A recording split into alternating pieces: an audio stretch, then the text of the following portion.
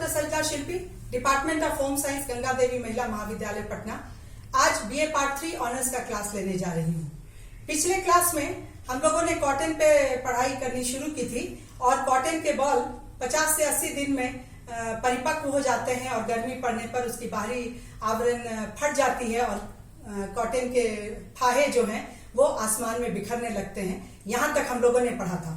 इसके बाद आज हम लोग पढ़ने जा रहे हैं कि यदि हम लोग यांत्रिक पिकर का, मैकेनिकल पिकर का उपयोग करें तो डिफोलिएंट्स का प्रयोग करते हैं।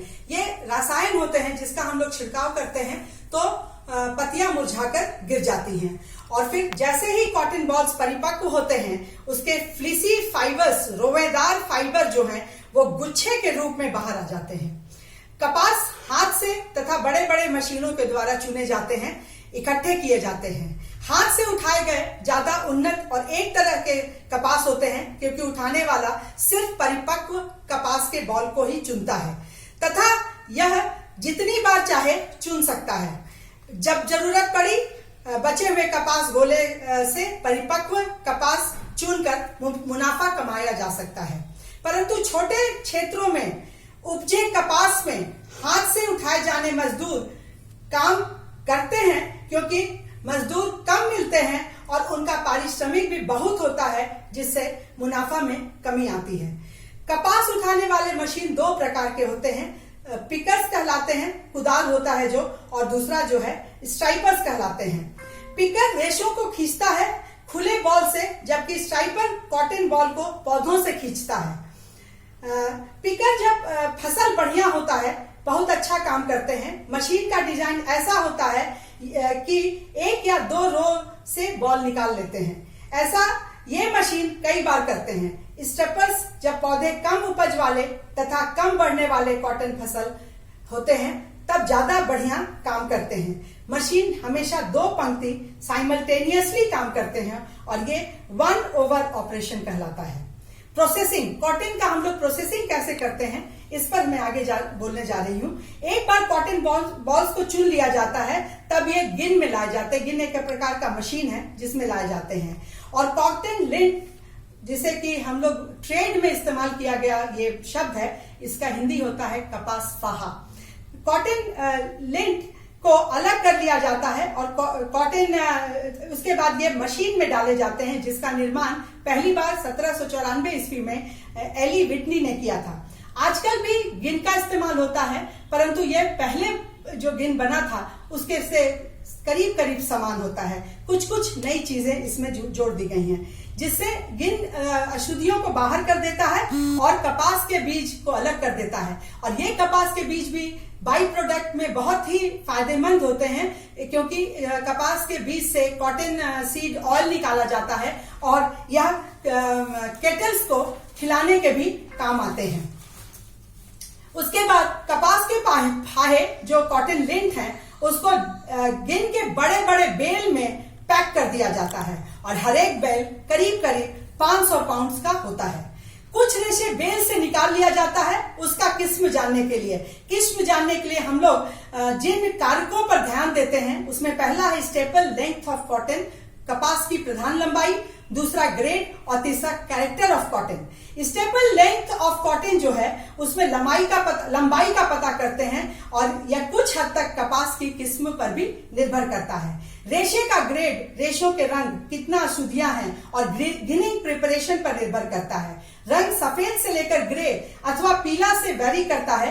कई रुई धब्बेदार स्पॉटेड या टिंट्स होते हैं, चमकीला या अचमकीला आकर्षणहीन होते हैं। ऐसा इसलिए होता है कि पहले से निकाले गए रुई में जब नया रुई मिलाया जाता है तब इस तरह का दिखने को मिलता है। और अशुद्धियां जो पाई जाती हैं कॉटन में वो है सूखे पत्ते, ट्विग्स, छोटे टहनियां, ब्रोकन ब्रैक्ट्स जिसको टूट सहपत्र कहते हैं, और डस्ट, धूलकण और बालू। हाथ से तोड़े गए कॉटन बॉल्स में कम अशुद्धियां पाई जाती हैं और जब हम लोग मशीन से निकालते हैं तो उसमें कभी कम कभी ज्यादा, यह उस निकालने के समय या कंडीशन पर निर्भर करता है। गिनिंग विधि से रुई के क्वालिटी पर बहुत प्रभाव डालती है। गिनिंग सही नहीं हुआ तो कॉटन इरेगुलर होते हैं, जिनसे उनका ग्रेड कम आंका जाता है, और कॉटन ग्रेड नापने का तरीका सरकार अपने ढंग से करती है।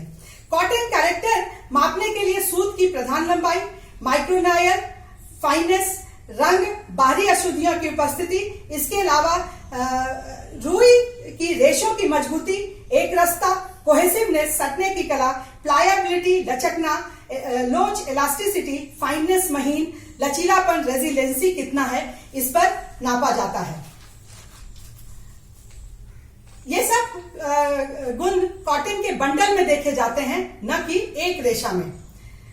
उपरोक्त गुण की परख करने के बाद ही कॉटन की अंतिम किस्म का निर्णय लिया जाता है। इसके बाद इसका मूल्य आंका जाता है। उपरोक्त सारी प्रक्रिया जब पूरी हो जाती है तब कॉटन बॉल्स को मैन्युफैक्चरर या निर्माता के पास भेजा जाता है, जहां रेशे से पहले धागे बनाए जाते हैं और फिर धागों से वस्त्रों का निर्माण किया जाता है। अब हम लोग जानेंगे रेशों के गुण।